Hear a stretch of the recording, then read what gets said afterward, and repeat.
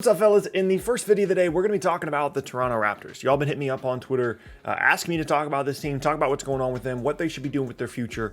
And that's really going to be the focus of this video. It's not just what's happening to them this year, but kind of what the long-term plan is and should be here in Toronto. But really quickly, before we get started, if you enjoy content like this, then consider subscribing. I upload twice a day, every single day, so it's the most consistent NBA content on YouTube. So if you're new here, by the way, what's up?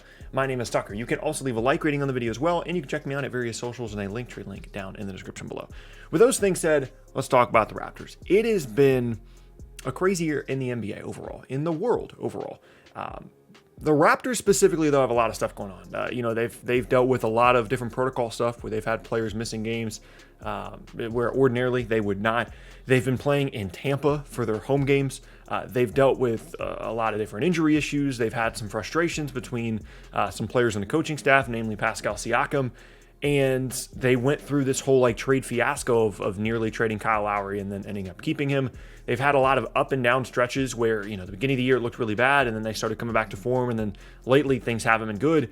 And now we're kind of in this spot where it's like, what in the world should the Toronto Raptors do with the rest of their season now that they've won only 3 games since the start of March? It's April 7th. They've won 3 games in the last 5 to 5.5 weeks. So for me personally, the priority, if I'm, a member of the Raptors organization, there's 2 of them. 1 is evaluation, and 2 is quite honestly tanking. Those are my 2 priorities for the rest of the season. I need to evaluate, first of all, a couple of things about this roster. 1, I need to decide what to do about Pascal Siakam. Is he a guy that I believe in as a future part of this team, as a guy that's worth the contract that he's on? Is it just a weird year, a down year? It's not uncommon for players in a league this year to just be having weird seasons. Maybe that's what's happening with Pascal Siakam. Now, some of the postseason stuff in the past might indicate otherwise, but that's something that you need to evaluate, you need to figure out. For me personally, it's kind of too early to tell. I definitely have a lot of question marks about Siakam, but given the context of the season, I'm not ready to say that this is the guy that they need to start, trying to move on from. It's been a weird year, you know what I mean? The other part is, should they keep Kyle Lowry in the offseason? Obviously, they at least have some idea that they'd like to keep him, given the fact that they didn't trade him. If they were fully convinced that they were going to let him walk, they probably would have gotten some kind of value for him at the deadline. But that needs to be something they need to continue to evaluate. Is it worth bringing back Kyle Lowry next year? Does he want to come back? What kind of value would he provide to us next season? And on what number would we like to bring him back at? All those things are things you need to figure out by the end of the season. Also, what young guys on the roster, I say young guys, kind of are the building blocks here moving forward. Of course, Gary Trent's a guy that you want to build around. OG's fantastic. Van Vliet's really good. But what other guys on the roster are players that you think you want to keep around moving forward and long term? And then just in general, what's the plan? Where are we going from here? Are you a team that wants to start trending younger, aka letting guys like Lowry walk? Are you a team that thinks you're a piece or 2 away from being a top team in the Eastern Conference once again? This team that won a title in 2019, granted with a different roster and with Kawhi Leonard there, but they're not far away from being a top Eastern Conference team. And if they evaluate their roster that way, that's going to kind of inform a lot of the decisions they make moving forward. Or is the plan a bit more in the long term? You've got OG signed long term. You've got Van Vliet signed long term. You've got some salary cap stuff that you can do this offseason to create, to add a couple of interesting players. And of course, in the draft, you have an opportunity there as well. All those things are questions that need to be answered about this Raptors team. And as much confidence as I have in this organization, I believe that they're going to make the right decisions and evaluate these things properly. But that's a lot of stuff to figure out here over the next month and a half or so as we finish up what's been a very, very tough regular season for Toronto. Now, the other part of this, of course, is the tanking aspect of it. I would advocate for this route, and it's not something that is really looked down upon anymore. It's just a part of team building. It's pretty shameless now. I mean, you see the Thunder just completely, sitting Al Horford, despite the fact that he's a guy that should be playing and should be getting minutes.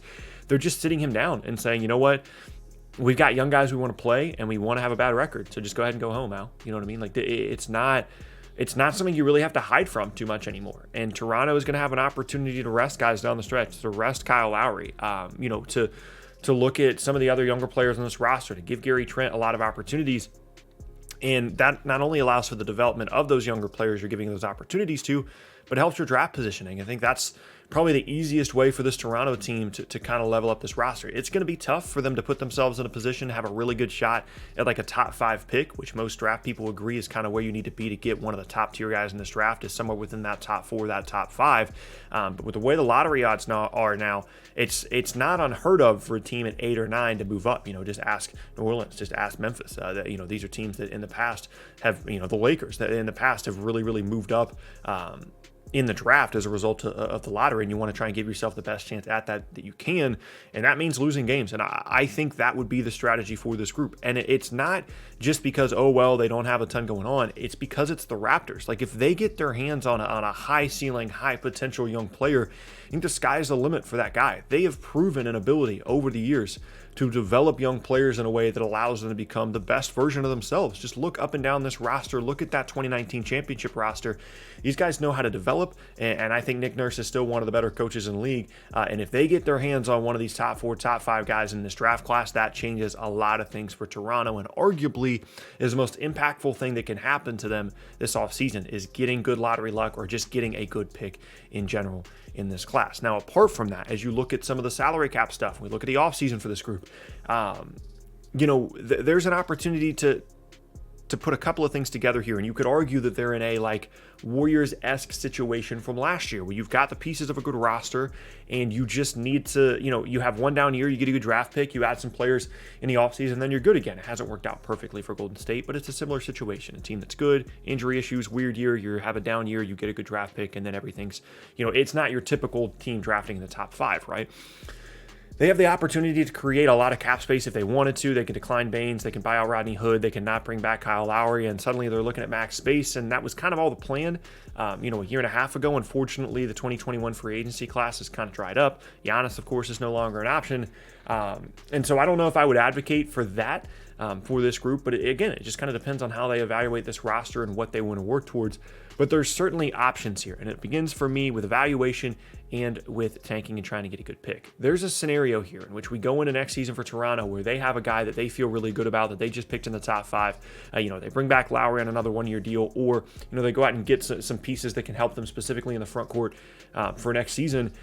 And they're looking at a team that once again is top 4, top 5 in the East with the potential in the ceiling, depending on who they get in the draft, to raise them up even further in those standings over the next couple of seasons and be in a really good spot. And if there's an organization that you would want to put in this situation and feel really confident about their ability to figure it out and put together a good roster, it's this Toronto team. Despite a weird year, despite the fact that this has certainly been a disappointing year for them and for their fans, it has not shaken my confidence in any way about what this organization can do when it comes to developing players, when it comes to evaluating talent, when it comes to coaching guys up. I have no issues whatsoever with the season that they've had. It's just unfortunate. And there were going to be a couple of teams going into this year that were going to have a weird year, that things were going to get derailed because of everything going on in the world, because of the situations of the season. And unfortunately for the Raptors and for their fans, they happen to be one of those teams. In the long term, though, it might not be the end of the world. We kind of came into the season knowing that Toronto could be good, but there's also a scenario in which they might not be great.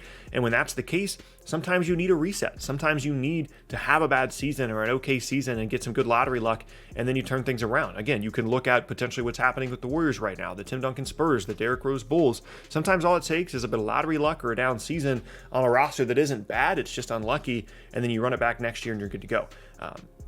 I have high hopes for this Raptors team moving forward. I have a lot of respect for them. And ultimately, I think that this is the team that is going to be one to watch in the offseason. I would imagine that they won't make it too many huge moves in free agency. They're probably going to bring back Lowry. Again, that's just being informed by the fact that they didn't trade him. If they were going to get rid of him, they probably would have traded him. And again, just kind of the lack of options in this 2021 free agency class. You move forward with Lowry potentially on a 1-year deal as, maybe a trade piece as well with that contract.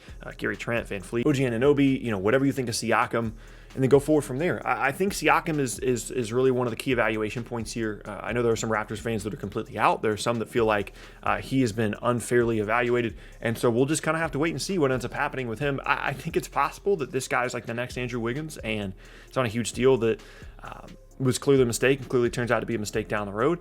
But I think it's also possible that he goes back to being a really good player.